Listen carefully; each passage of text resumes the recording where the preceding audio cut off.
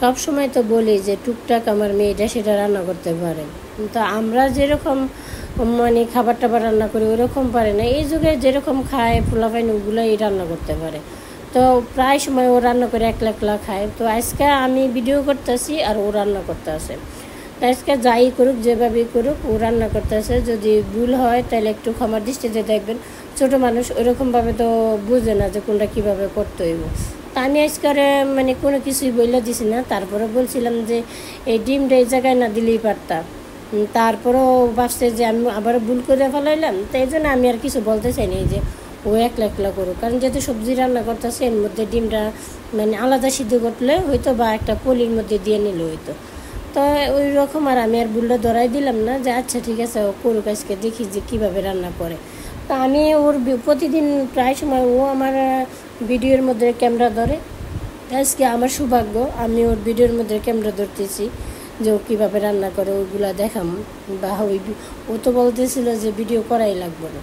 তো বিশেষ মেহমান বলতে আমার ছেলের বান্ধবীরা আসবো, তো ওদের জন্য আয়োজন আর কি। তো এই জন্য আমার মেয়ে রান্না করতে আছে যে আমার বান্ধবীরা আসলে তো তুই রান্না করবি না, তো তোর বান্ধবীরা আসবে এই জন্য আমি রান্না করি। তো যা আয়োজন আজকে আমার মেয়েই করতেছে। তো আমি মাঝে মাঝে যখন বলতেছে তখনই আমি মানে ভিডিও ধরি যাচ্ছি ঠিক আছে করুক ও রান্না করুক। আমি আবার বলছি যে আমি সব কিছু করে দিই, তোমার করতে হইব না, তুমি আমার দেখাই দাও তাইলে হইব, এত কিছু তুমি পারবা না। তো ও কইছে যে ও পারবো, মানে আমার মেয়ে বলতেছে যে না মা আমি পারবো, আমি চেষ্টা করি, তোমরা আমার দাও না দেখেই আমি কোনো কিছু মানে করতে পারি না। তো ভাবলাম যে এটাও তো সত্যি কথা। আমরা যদি শুরুর থেকে ওরে কাজ করাইতাম মরে দিয়া, তাহলে তো ও এরকম মানে কোনো কিছুই রান্না পারে না এরকম তো হইতো না। যেতটুকু এখন বর্তমানে ও শিখছে সব কিছু ওর নিজের চেষ্টা। আমি কখনই ওর বলি নি এটা রান্না করো, একটা ডিমবাজি করে নিয়ে ওইটা করো। এখন টুকটাক করে আমি বলি, কিন্তু আগে আমি কখনই বলিনি। ওর নিজের কাপড় চোপড়গুলো কোনো দিন মানে ধোয়া লাগেনি। যদি আমি অসুস্থ থাকতাম তাহলে ও ধুইতো, এছাড়া না। তা আমাদের ফ্যামিলিতে তো ওইরকম মানুষ নেই, আমরা তিনজন, মেয়ে, আমি আর আমার ছেলে। তো এছাড়া তো আমার ফ্যামিলিতে ওইরকম মানুষও নেই যে ওইরকম সব কি অনেক কাজ করতে হইব, অনেক কিছু করতে হইব, ওইরকম কোনো কিছু না। তো এই সবজিগুলো আমি আগের দিনই আইনে রেখে দিয়েছিলাম, আমার যা যা বলছে তো ওগুলোই আমি নিয়ে এসেছি। তো কাটাকুটিটা আমি করে দিছি, কাটাকুটি ও করে নেই, যেটা সত্যি কথা। কারণ আমি বলছি যে তুমি কাটাকুটি করার দরকার নেই, তুমি রান্না করতে চাইতেছো রান্না করো, আমি কাটাকুটি করে দিই। তুমি বলো যে আমার এই কোন সবজিটা কীভাবে মানে কাটতে হইব। কারণ প্রত্যেকটা যে আমি মাছ দিয়ে রান্না করতেছি ওইটার হিসাব অন্যরকম, আমি সবজি করবো ওইটার নিয়ে অন্যরকম। তো এই জন্য বলছি যে কীভাবে রান্না করবা ওটা তো তোমরা জানো, বা কীভাবে সবজি কাটা লাগবে ওটা তো আমি জানি না, আমারে দেখাই দিলে আমি পারবো। তো ও আমারে দেখাই দিচ্ছে, আমি সুন্দর করে সব কিছু গুছিয়ে দিলাম, পেঁয়াজ কাটছি, রসুন কাটছি, তারপরে যা যা লাগে আর কি সব কিছু কাইটা তো সব ভিডিওতে দেখাই দিলাম। প্রথমে সুন্দর করে দেখাই দিলাম যে সব একসাথে রেখে একটা ভিডিও করে দিস। ওইভাবে আর বলা হয় না, যেহেতু ও সব কিছু করবো তো ওইভাবে আর আমি কোনো কিছু বলতেছি না, কারণ যদি বলি ও হয়তো কষ্ট পাইব। আজকের রান্নার কি ইয়াটা ওই নিতে চাইছে। যাই হোক, ও এমনিতে অনেকটা পরিশ্রম করতে পারে, আমার আবার এরকম ধৈর্য নেই। আমার অনেক সময় বেশি গরম টরম পড়লে না আমার ওরকম ভালো লাগে না, মানে অনেকটা কষ্ট হয়। তো এই ডাকনাটার এই অবস্থা কে, এই ডাকনাটার এই অবস্থা হয়েছে যে আমার মেয়ে কেক বানাইছে। তো কেক বানাইতে যায় ও ডাকনারে 12টা বাজাই দিছে। তো এমনিতে আমি আর কোনো কিছু বলি নেই। এগুলো হয়েছে যে ঘি, আমি ঘিগুলা হাতে বানানো না, এর আগে যে ঘিগুলা আমি প্রায় অনেক পুরানো একটা ভিডিও আছে অবশ্য ছাড়ছিলাম, ওইটার মধ্যে আমি ঘি উঠাইছিলাম। তো ওই ঘি আর এই ঘিয়ের মধ্যে অনেক পার্থক্য, এগুলো আমি ফেসবুক পেজের থেকে অর্ডার দিয়ে নিয়ে এসেছিলাম। ওই রকম আবার একদমই ভালো লাগে না, যে আবার একবারে অরিজিনাল নাকি ওই হাতে বানানোটার মতন ভালো লাগে না। তো ঘি দিয়ে একটু ভাজলে আর কি গ্রান আয় আর কি, ওইটাই। আর অরিজিনালের মানে এমনিতেই অনেকটা না দিয়ে অরিজিনালের যদি অল্প দেওয়া হয় অনেক তারপরে এর সাথে যদি সয়াবিন তেলও মিশানো হয়, সাদা তেলও। তো আমার মেয়ের রান্নাটা কীরকম লাগলো দেখতে সবাই কমেন্টে জানাবেন। তো ছোট মানুষ ও চেষ্টা করতেছে ওর মতো করে ভালো করে রান্না করার জন্য। তো ওই যে নার্সার কিন্তু ওই একলাই দিতেছে, সব কিছু করতেছে।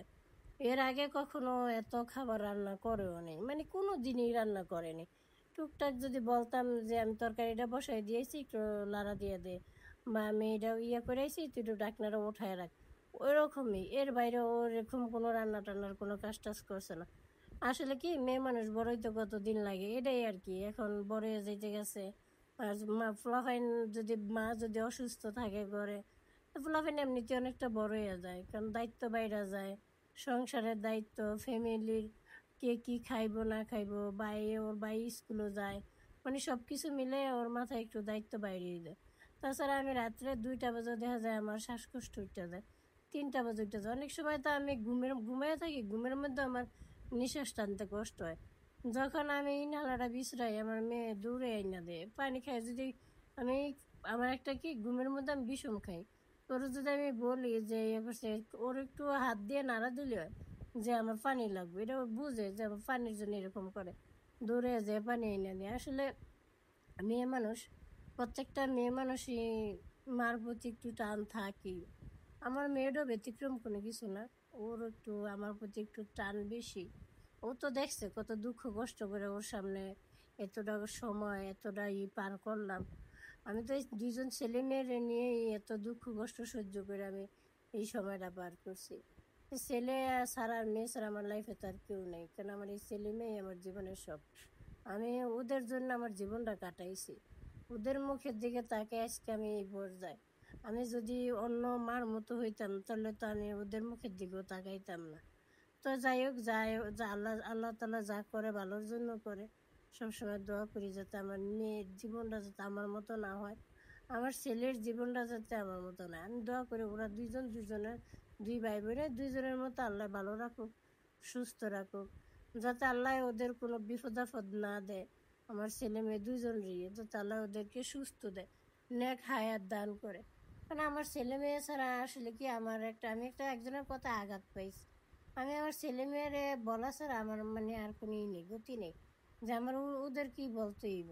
5টা টাকা প্রয়োজন, আমার ওদের কি বলতে হয়, ছোট ওরা কিন্তু জোগাড় করার কোনো নেই। কিন্তু বলি যে আমার তো আসলে এই সমস্যাটা, আমি তো এটা পারতাছি না।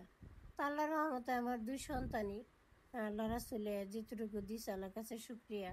আমার 2 সন্তান ওরকম অবুঝ না, আল্লাহর রহমত। তাহলে এইভাবে দিনগুলো কাটাই নিলে অনেক খুশি।